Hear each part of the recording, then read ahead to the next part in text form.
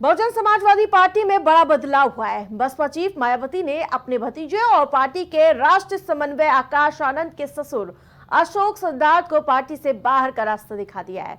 और ये जानकारी बसपा चीफ ने सोशल मीडिया साइट एक्स पर पोस्ट करके दी है। बसपा चीफ ने सोशल मीडिया साइट पर लिखा, बीएसपी की ओर से खासकर दक्षिणी राज्यों आदि के प्रभारी रहे डॉक्टर अशोक सिद्धार्थ, पूर्व सांसद नितिन सिंह, जिला मेरठ को चेतावनी के बाद भी गुटबाजी आदि के विरोध में लगातार वो लिप्त नजर आ रहे थे, जिसके कारण उन्हें पार्टी के हित में तत्काल प्रभाव से निष्कासित करने का फैसला पार्टी ले रही है।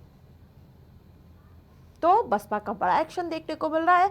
आपको बता दें कि जिस प्रकार से आकाश आनंद के ससुर हैं अशोक सिद्धार्थ, जिनको पार्टी से बाहर का रास्ता दिखा दिया गया है।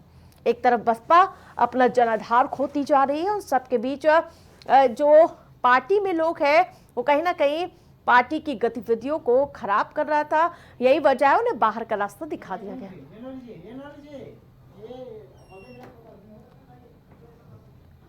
तो आपको बता दें कि जिस प्रकार से लगातार ये बड़ा एक्शन देखने को मिला है मायावती, क्योंकि अब माना जा रहा है कि 27 के चुनाव में जुट चुके हैं और इसी के मद्देनजर जो पार्टी विरोधी गतिविधियों में लिप्त नजर आ रहे हैं उन पर अब ये तगड़ा एक्शन देखने को। इसी कड़ी में उन्होंने एक्स पर पोस्ट करके जानकारी देते हुए लिखा कि बीएसपी की ओर से खासकर दक्षिणी राज्यों आदि के प्रभारी रहे डॉक्टर अशोक सिद्धार्थ, पूर्व सांसद नितिन सिंह, जिला मेरठ को चेतावनी के बावजूद गुटबाजी आदि की यानी कि जो पार्टी विरोधी गतिविधि है उनमें लिप्त पाया गया, जिसके चलते उन्हें तत्काल प्रभाव से पार्टी से निष्कासित किया जाता है।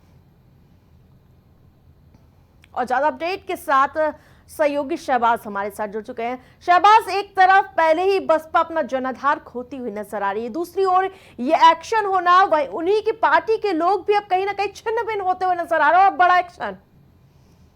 क्योंकि कहीं ना कहीं जो बसपा का अगर देखा जाए ग्राफ है वो लगातार गिरता हुआ नजर आ रहा है आरती, और इसको लेकर मायावती भी काफी सख्त नजर आ रही हैं, क्योंकि अभी दिल्ली के जो विधानसभा के जो चुनाव हुए उसमें भी कहीं ना कहीं पार्टी एआईएम से लेकर और तमाम क्षेत्रीय पार्टी जो हैं उनसे भी पिछड़ती हुई नजर आ रही है।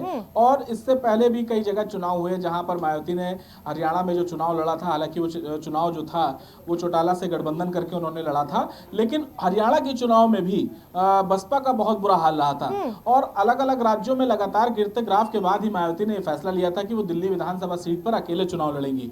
लेकिन अब खबर आई है कि जिस तरीके से दिल्ली विधानसभा के जो नतीजे रहे वो कहीं ना कहीं उससे मायावती जो है वो खासी नाराज नजर आ रही है, और जितने भी बड़े चेहरे हैं उनके खिलाफ जो है कार्रवाई होगी।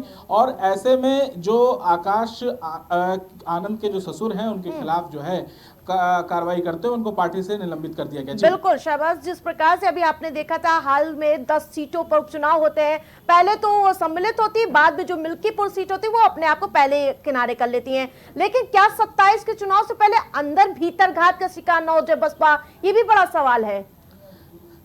आरती, उपचुनाव के लिए तो मायावती ने पहले ही ये बता दिया था कि अब कोई भी उपचुनाव पार्टी नहीं लड़ेगी, क्योंकि कई तरीके के इसमें रणनीति उन्होंने अपनी मायावती ने बदली थी। क्योंकि पहले वो कूदती नजर आई थी, लेकिन फिर उसके बाद उन्होंने बोला था कि वो मिल्कीपुर उपचुनाव नहीं लड़ेंगे, क्योंकि साफ तौर पर नजर आ रहा था कि वहां भारतीय जनता पार्टी और समाजवादी पार्टी के बीच सीधी टक्कर देखने को मिल रही थी। और मिल्कीपुर समाजवादी पार्टी का कहीं ना कहीं अवधेश प्रसाद के नाते वो गढ़ बन चुका था, और अवधेश प्रसाद ने वहां पर मिल्कीपुर ही नहीं बल्कि आसपास की जितनी भी विधानसभा क्षेत्र थे वहां भी उन्होंने अपनी ठीक ठाक पैठ बनाकर रखी थी। और इस बार जो मुकाबला था आरती वहां बहुत काफी कड़ा था, क्योंकि अयोध्या का जो लोकसभा चुनाव था फैजाबाद सीट का, उस पर जो है भारतीय जनता पार्टी को जो शिकस्त मिली थी, कहीं ना कहीं एक बड़ा मैसेज जो है भारतीय जनता पार्टी की तरफ से चला गया था, क्योंकि वहां की हार जो है शीर्ष नेतृत्व को भी अखर रही थी। और ऐसे में मिल्कीपुर हर हाल में जीत कर एक मैसेज देना था भारतीय जनता पार्टी को, इसलिए वहां पर बड़े से बड़े नेताओं को जो है लगा दिया गया था। बिल्कुल, आप देख रहे होंगे बसपा चारों ओर पैर तो पसार रही, लेकिन सफलता कहीं हाथ नहीं लग रही है।